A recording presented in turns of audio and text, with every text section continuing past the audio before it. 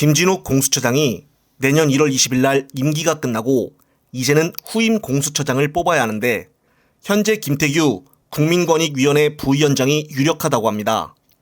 공수처 후보추천위원회 회의에서 8명의 후보 중에 현재 최다 득표를 한 것으로 파악이 됐기 때문입니다. 김태규는 여권이 밀고 있는 공수처장 후보로 알려진 사람으로서 현 정부와 가까운 인사가 공수처의 정치적 중립을 지킬 수 있겠느냐라는 우려가 나오고 있습니다. 그런데 지난 6일 공수처장 후보 추천이 3차 회의에서 진행이 된 비공개 투표에서 8명의 후보 중 가장 많은 찬성표를 김태규가 얻었지만은 찬성표가 5표를 넘지 않아 최종 후보로는 선정되지 못했습니다. 우선 공수처장에 대한 후보 추천위 위원 7명 중 5명 이상이 찬성을 해야 대통령에게 추천할 최종 후보로 선정이 됩니다.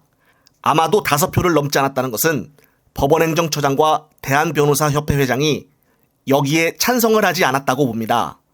따라서 20일 날 다시 최종 투표를 하게 되는데 원래 처음에는 최종 후보가 8명이 아닌 9명이었습니다. 그런데 가장 유력했던 지금의 공수처 차장인 여운국이 당일 저녁에 자진 후보 철회를 요청하여 8명으로 줄어든 것입니다.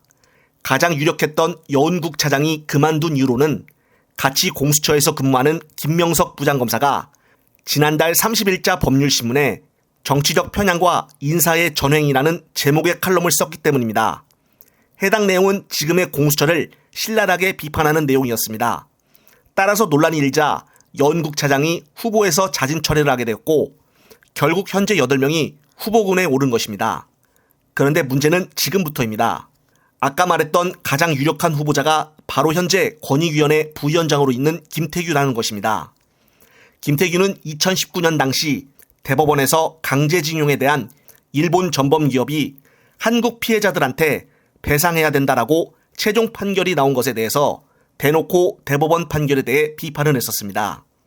또한 공수처를 처음 만들 때 당시 김태규는 공수처가 직권남용을 할 것이다라며 지금의 검찰 공무원과 판사, 검사들이 제대로 일을 하지 못하고 공수처의 눈치를 볼 것이다라고 비판을 했었습니다.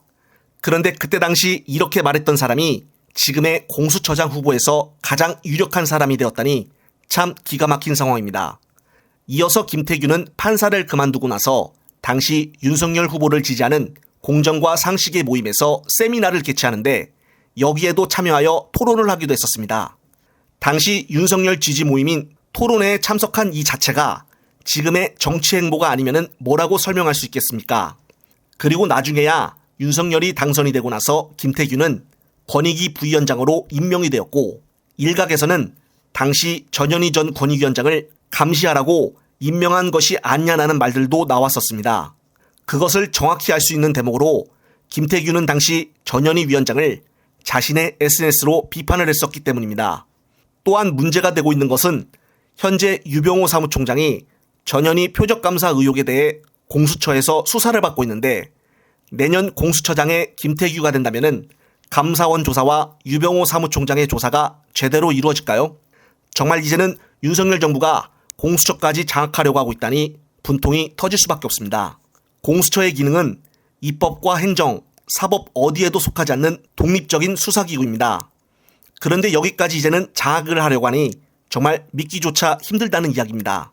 민주당에서 어떻게 해서든 조치를 취해야 되지 않을까 싶습니다. 끝으로 또 새로운 소식이 있으면 말씀드릴 것을 약속드리며 이번 영상은 여기서 마무리하겠습니다. 시청자 여러분, 시청해주셔서 감사합니다.